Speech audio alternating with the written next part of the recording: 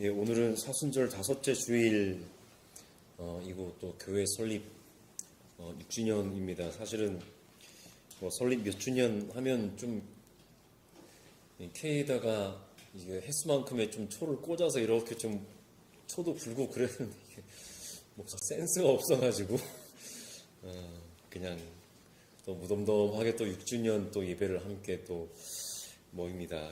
센스 없는 이 초를 용서해 주시기 바랍니다. 계속해서 이제 바울의 편지 고린도 후서를 읽고 있는데, 언제부터 바울의 편지를 살펴보았나 한번 쭉 봤더니 작년 3월 첫째 주부터 가장 첫 편지죠. 데살로니가 전서를 읽기 시작했더라고요. 그러니까 만 1년 하고 조금 이제 지났는데, 지난 성경 공부 시간에 좀 중요한 말씀을 하나 좀 나눈 대목이 있어서 짧게 그 부분에 대해서 다시 한번 말씀을 나누고 오늘 본문을 간략하게 살펴보도록 할 텐데요.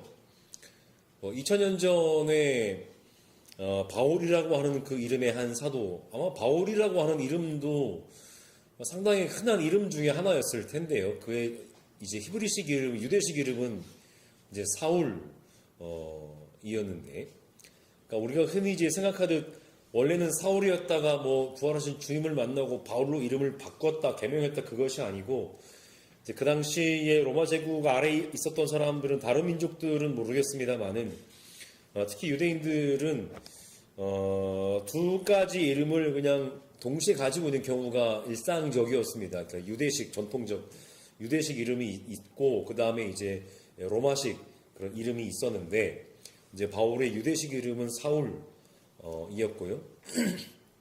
그의 이제 로마식 이름이 이제 바울이었는데, 왜 그러면 이제 사도행전이 되게 중요한 한 대목에서 사울이라고도 하는 그 바울이라고 하는 언급을 하고 난 다음에 쭉 그의 이름을 바울로 언급을 하는가 하면, 그가 그리스도 로마 세계에서 복음을 전하는 데 있어서 유대식 이름보다는 로마식 이름으로 언급되는 것이 그 지역에 잘 어울리는 그런 명칭이겠다, 호칭이겠다, 그런 의도가 있어서 그렇게 기록을 했다고 그렇게 봅니다. 그런데 그 한 사도가, 그 한 사람이 자신이 그렇게 지중해 지역을 돌아다니면서 교회들을 세우고 또 훗날 몇 년이 지나지 않아서 편지를 보낸 것이 오늘 우리가 읽고 있는 소위 이제 바울의 편지들, 바울 서신인데, 그런 그의 편지를 오늘 우리가 하나님의 말씀이라고 받아들여야 할 이유가 무엇인가 하는 것, 이것이죠. 근데 이 문제는 필연적으로 이 책이, 그의 편지들이 포함되어 있는 소위 신약이라고 하는 이름으로 모아진 책들이 왜 그럼 오늘 우리들에게 하나님의 말씀으로 받아들여지는가 하는 것과 질문과 맥을 같이 합니다. 동시에 그러면 도대체 하나님의 말씀이라는 것이 무엇이길래 바울의 편지들, 신약 성서, 더 나아가 구약 성서에 이르기까지, 구약 성서는 사실 우리와 더 거리감이 멀게 느껴지는 책들 아니겠습니까? 우리야 뭐 예수를 믿고 하나님의 백성이 된 사람들이기도 하지만, 도대체 구약의 역사, 유대의 역사를 기록하고 있는 그 책이 오늘 우리들에게 왜 하나님의 말씀이라고 받아들여지는 것일까? 라고 하는 질문도 포함이 되는데, 먼저 하나님의 말씀이라고 하는 것이 무엇일까를 한번 잘 생각을 해보시면, 기본적으로 하나님의 말씀이라고 하는 것을 우리가 이야기할 때 어떤 하나님이 말씀하시는 것, 소위 하나님의 발언, 하나님의 발언을 우리는 하나님의 말씀이라고 이해할 수 있습니다. 물론 이 표현에는 또 하나의 자꾸만 질문이 꼬리를 무는, 또 하나의 질문이 동반되기도 합니다. 도대체 하나님이 어떻게 말씀하시면, 그분이 무슨 성대가 있어서, 입모양이 있어서 그렇게 말씀을 하시는가? 그래서 우리는 그분의 발언이 마치 공기를 이렇게 이제 흔들어서 그 파동을 우리가 듣고 그분의 말씀을 들을 수 있는 것인가? 라고 하는 것이죠. 물론 이것에 대해서는 오늘 말씀 나눔의 목적이 아니기 때문에 일단 이렇게만 질문만 던져드리고 넘어가겠습니다.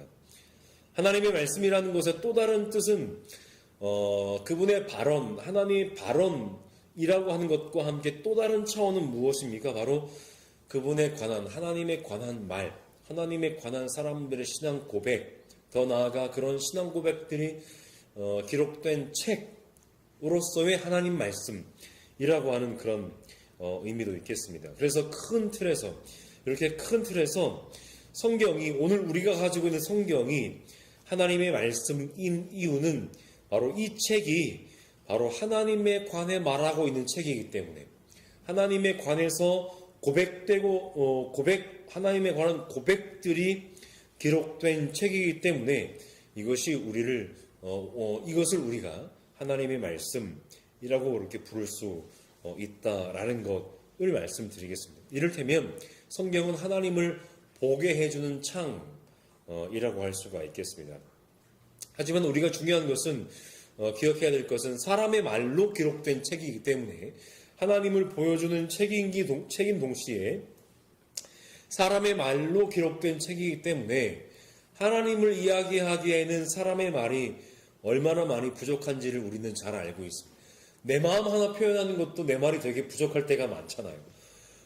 내 마음을 어떻게 좀 표현하고 싶은데 이거를 표현하지 못해서 답답할 때가 참 많잖아요. 하물며 하나님을 말하는 책임 동시에 사람의 말이기 때문에 그 말들이 얼마나 많은 부분에서 부족할 수가 있겠습니까? 그래서 요한의 복음서 가장 마지막 부분에 보시면 예수께서 이 땅에 행하신 일들이 엄청나게 많아도 그것을 다 기록하기에는 이 책이 얼마나 부족한 줄 우리가 안다 라고 그렇게 그거 고백했던 것처럼 바로 그러한 특징을 가지고 있습니다. 그래서 우리가 성경을 읽을 때 문자주의에 빠지지 말아야 한다는 말이 바로 그러한 것이죠. 문자대로가 하나님을 다 담아낼 수는 없는 노릇이기 때문에요. 그렇다면 바울의 편지, 이제 좁게, 그렇다면 성경이 좋습니다. 그것이 하나님의 말씀이고 하나님에 관해서 기록한 책이기 때문에 오케이, 다 받아들일 수 있어. 그렇다면 바울의 편지들은 왜 신약의 책들이, 구약의 책들도 포함해서 하나님의 말씀으로 한데 모아질 때 도대체 어떤 원칙이 작용했길래 그것을 우리가 하나님의 말씀으로 받아들일 수 있을까? 가장 중요한 원칙 하나만 일단 말씀드리자면 바로 사도적 권위입니다. 사도적 권위는 크게 두 갈래로 이해할 수 있는데, 첫 번째는 그 책을 쓴 저자가 사도이거나 그 책을 쓴 저자가 사도적인 권위를 가진 사람인 경우, 그 저자의 문제로 이것을 우리가 하나님의 말씀으로 받아들일 수가 있는데, 여기서 사도라고 하는 것은 바로 예수의 공생애 가운데 그분과 함께 다녔던 이들을 가리킵니다. 왜요? 바로 그분과 함께 다녔었기 때문에 그분의 생애를 직접 보았고 그분의 육성을 직접 들었고 그분이 하시는 일을 직접 보았기 때문에 이것은 그 어떤 것보다 더 큰 권위를 가지게 되는 것입니다. 너 봤어? 나 봤어. 그럼 끝나는 거예요. 그래서 이것이 바로 사도적 권위이기 때문에 이 사도가 썼든지 혹은 사도적 권위를 가진 사람이 쓴 책은 하나님의 말씀이 되는 겁니다. 두 번째, 바로 이 차원에서요. 대표적으로는 누가가 말하는 것처럼 바로 예수를 통해 드러난 하나님 말씀의 목격자들이죠. 대표적으로는 12제자들이 있습니다. 그 사람들이 가진 권위는 누구도 건드리지 못하는 거예요. 그 사람들이 잘나서가 아니라 봤으니까요. 보고 들었기 때문에 이 사람들이 가진 권위는 누구도 함부로 하지 못하는 권위를 가지고 있는 것입니다. 그렇다면 바울의 사도직은 어디서 비롯된 것일까? 그는 예수와 함께 다닌 적이 없거든요. 바로 바울이 계속해서 주장하는 것처럼 다마스쿠스로 가던 도중에 부활하신 예수를 만난 그의 직접적인 체험에서 비롯합니다. 그래서 그가 그걸 계속해서 얘기하는 거예요. 나도 부활하신 우리 주님을 봤다는 거예요. 비록 육신으로 오셨을 때에 그분과는 함께하지 못했지만 그러나 그분이 죽으시고 부활하신 이후에 그분은 내가 직접 만났다라는 겁니다. 그는 부활하신 그리스도를 만났기 때문에 사도의 권위를 가진 것으로 봅니다. 사실 이 문제 때문에 바울은 평생을 그가 사도직을 문제 삼는 사람들과 싸워야 했다는 것 우리는 잘 알고 있습니다. 그는 육신의 예수와 함께 한 적이 없었다고 사람들은 계속 그의 사도직을 권위를 문제 삼았고, 하지만 바울은 아니다, 나도 예수를 만났다. 비록 육신의 예수는 아니었지만 그분의 부활하신 그분의 실체를 내가 만났다 라고 하는 것과 계속해서 그런 소위 사도직에 대한 다툼이 그의 평생에 따라다녔다는 것을 우리는 잘 알고 있습니다. 그래서 이 싸움의 흔적이 어디에 담겨 있습니까? 바로 고린도 후서에 담겨 있는 거예요. 고린도 후서에. 좀 서두가 길었습니다. 오늘은 계속해서 고린도 후서 4장 말씀을 함께 살펴보실 텐데요. 이런 의미에서 바울의 편지가 하나님 말씀으로서의 권위를 가지고 신약 성서의 한 권으로서 편입되게 되었다고 하는 것, 그것을 우리가 또 한번 잘 염두에 두시고 고린도 후서 4장 말씀을 함께 살펴보시면서, 그렇다면 오늘 우리에게 주신 그 하나님의 말씀은 어떤 말씀을 오늘 우리에게도 보여주시고 들려주실지 그것을 함께 나누도록 하겠습니다. 계속해서 고린도후서 4장 말씀으로 오늘 살펴보실 텐데, 본문 1절에 보시면 서두의 마지막 부분에 얘기했던 주제, 바로 바울의 사도직입니다. 그런 바울이 자신의 사도직의 근거는 바로 하나님의 자비라고 이야기하면서, 그 하나님의 자비 가운데 구체적인 만남이 어디에서 이루어졌겠습니까? 바로 다마스쿠스로 가는 그 길목에서 그 하나님의 자비가 부활하신 그리스도를 통해서 그에게 찾아오셔서 그를 만나주셨다는 겁니다. 그 하나님의 자비로 그가 하나님의 사도, 그리스도의 사도로 부르심을 받았는데, 그 하나님의 자비는 무엇보다 바울에게 어떤 능력과 의미를 가진 것이었냐면, 그가 낙심하지 않도록 늘 돕는 힘의 원천이었다라고 하는 것이죠. 바울은 평생을 수많은 고난과 어려움 가운데 살았는데, 그가 무슨 초인간적인 능력을 가지고 있어서 그런 것 다 참아낸 것 아니고요. 아마 인간적으로만 보자면 자기 연민에 빠질 수만 있었다면 누구 못지않게 자기 연민에 빠져도 될 사람이 바로 바울이었습니다. 왜냐하면 그는 분명한 삶의 목표가 있었잖아요. 하나님을 위해서, 예수의 영광을 위해서 살아가고자 하는 것이 그의 삶이었는데, 그의 삶의 면면만 보자면 도대체 왜 그렇게 사나 싶은 그런 삶의 어려움과 고난의 순간들을 많이 가지고 있었던 사람이 바울이었습니다. 그래서 바울은 100번, 1000번, 10,000번, 10만 번, 100만 번 자기 연민에 빠져도 괜찮은 사람이었어요. 왜요? 자기의 좋은 의도와는 상관없이 하나님은 그를 돕는 것 같지 않은 삶을 살았기 때문에. 그런데 되게 놀라운 고백을 하는데, 내가 낙심하지 않을 수 있었던 것은 바로 하나님의 자비 때문이었다. 바로 그가 그렇게 얘기하는 겁니다. 도대체 하나님의 자비를 그의 삶의 어느 대목에서 찾을 수 있는지 되게 궁금하기는 합니다만은, 어쨌든 그래도 그는 하나님의 자비를 고백합니다. 그도 사람인지라 물론 삶의 배경도 그랬겠지만 그의 인간적인 면모도 연약한 점들이 참 많았겠죠. 그의 편지나 사도행전의 이야기를 보아도 우리는 잘 알 수 있습니다. 그의 인간적인 면이 얼마나 연약했었는지를 우리는 잘 알 수 있습니다. 두 번째 전도 여행을 떠나는 길에서부터 바나바와 대판 싸우고 길을 떠나잖아요. 그것도 서로 잘 합의해서, 그래 너는 거기로 가, 나는 여기로 갈게, 이게 아니라 그래 너는 그쪽으로 가? 알았어, 나는 반대로 가겠어. 그렇게 전혀 다른 방향의 길로 갔던 것 아니겠습니까? 바나바와 그렇게 크게 다투고 서로의 각자의 길을 갔다는 것은, 바나바가 되게 성품이 되게 좋은 사람이었거든요. 그렇다면 그 싸움의 원인은 바울에게 있었다라고 보는 것이 99.9% 맞을 겁니다. 바로 마가 요한을 데리고 가는 문제로 이제 다투었는데, 바로 그것만 봐도 그 바울의 성격이 어떠했는지를 우리는 잘 짐작을 할 수가 있습니다.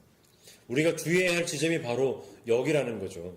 그의 글이 오늘날 우리에게 하나님의 말씀이라고 하는 것으로 남아있지만 그는 절대로 완벽한 사람이 아니었다는 겁니다. 그런 그가 낙심하지 않도록 도운 것은 바로 하나님의 자비, 바로 하나님의 은혜였습니다.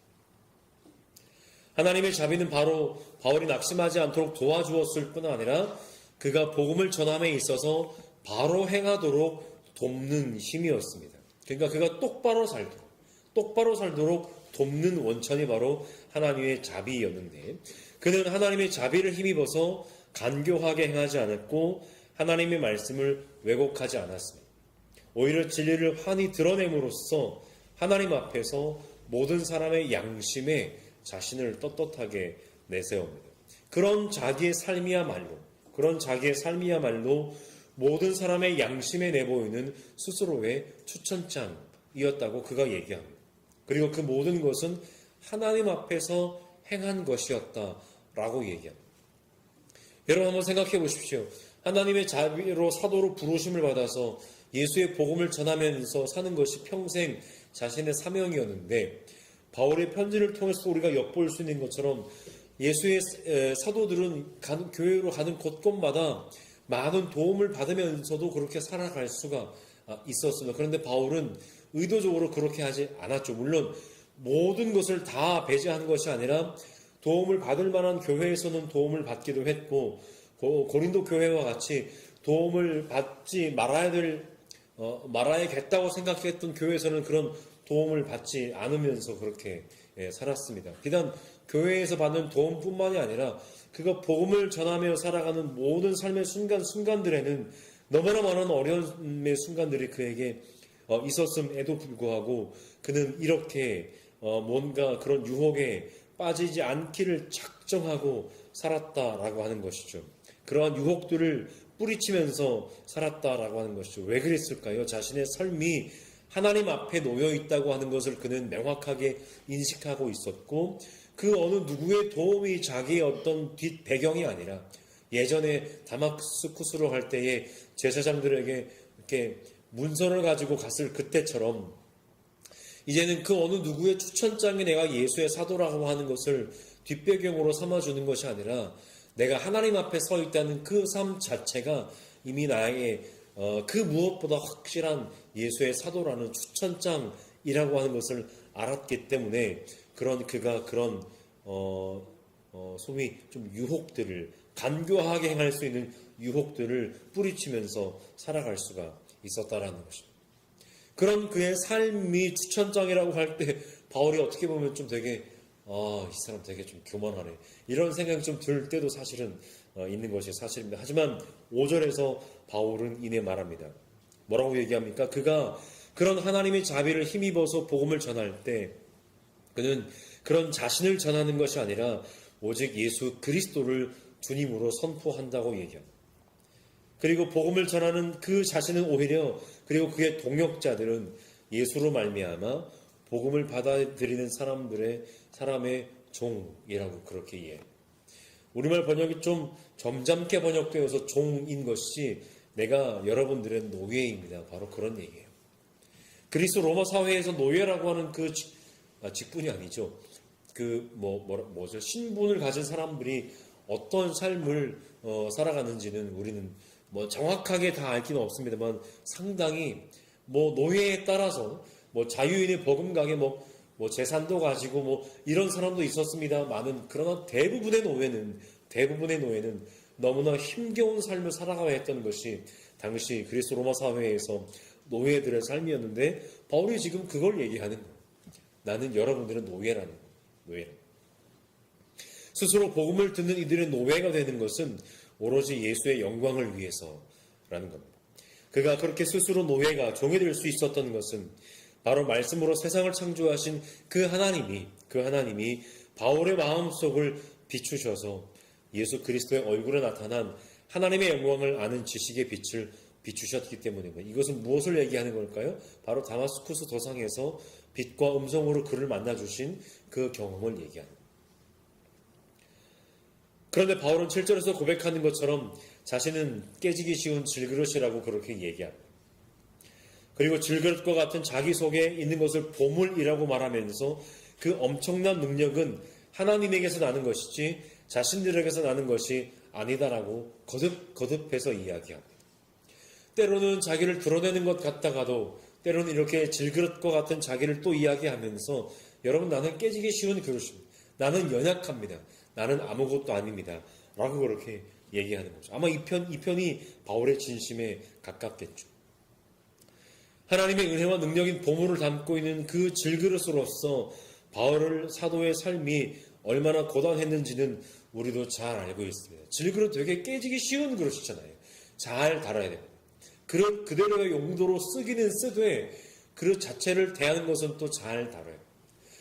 질그릇과 같은 바울의 자신의 삶이 얼마나 위태위태했을까.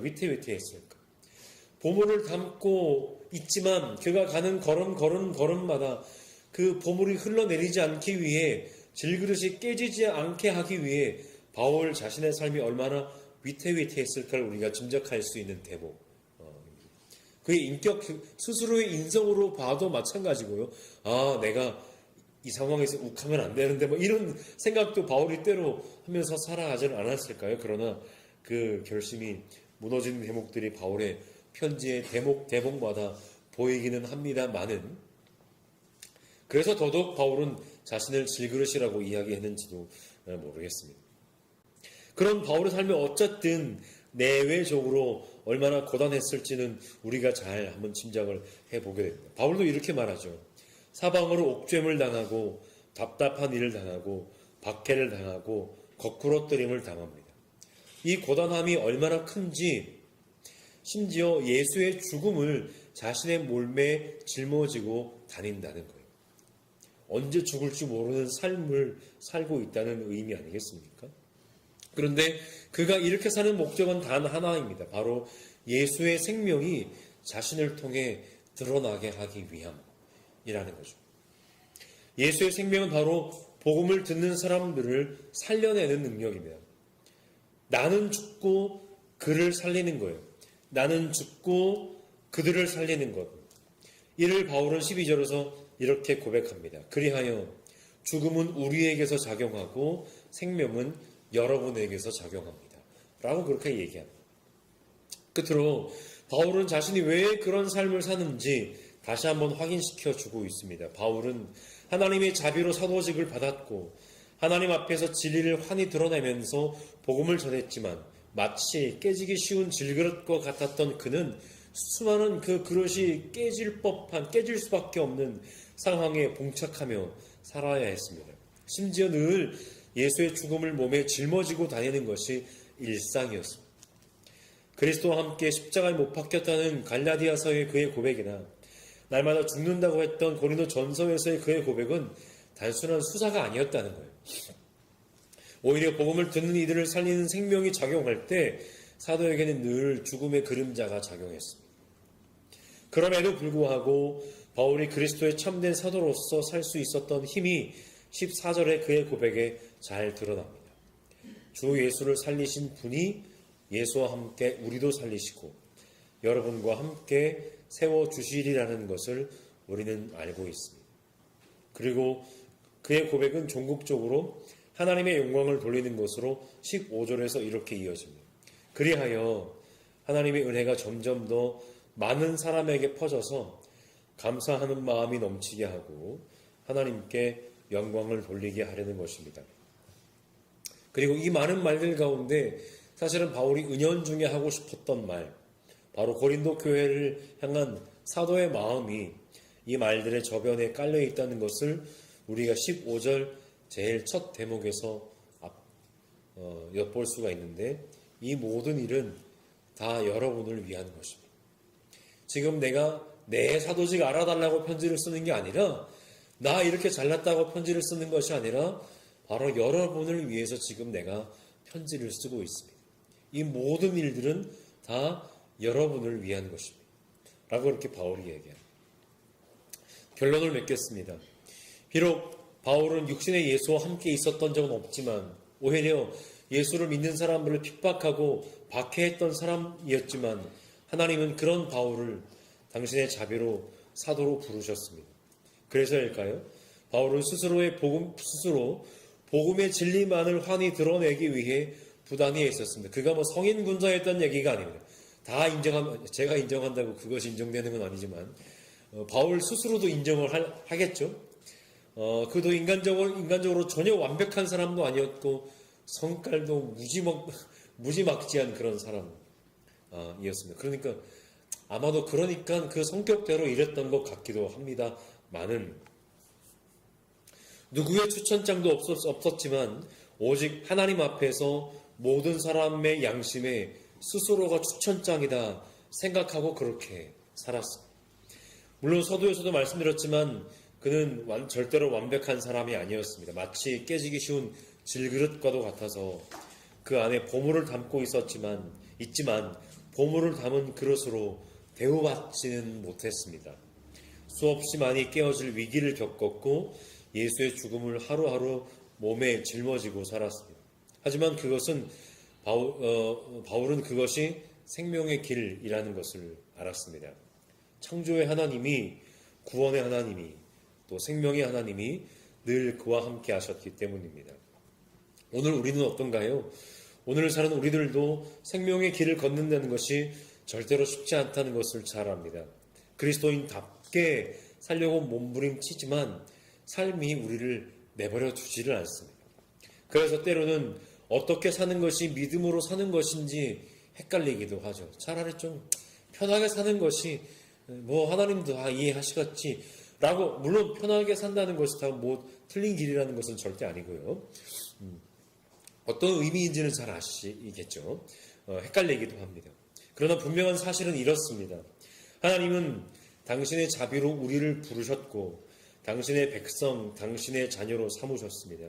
그 하나님도 우리가 마음 편한 삶을 살기를 원하시는 것은 맞습니다. 다만 우리가 그리스도인답게 살기 위해서는 어느 정도는 결단해야 될 부분은 분명히 있다는 것이죠. 비록 우리는 깨지기 쉬운 질그릇과 같아도 우리 속에는 이미 하나님의 보물이신 예수 그리스도가 담겨 있습니다. 그리고 그분은 우리를 끝내 생명의 길로 인도하실 것입니다. 때로 그리스도인으로 사는 것이 힘겨워도 예수의 죽음을 마치 내가 짊어지고 사는 것 같은 순간이 있어도 주 예수를 살리신 분이 예수와 함께 우리도 살리신다는 것을 우리가 믿습니다. 그것이 바로 부활신앙 아니겠습니까?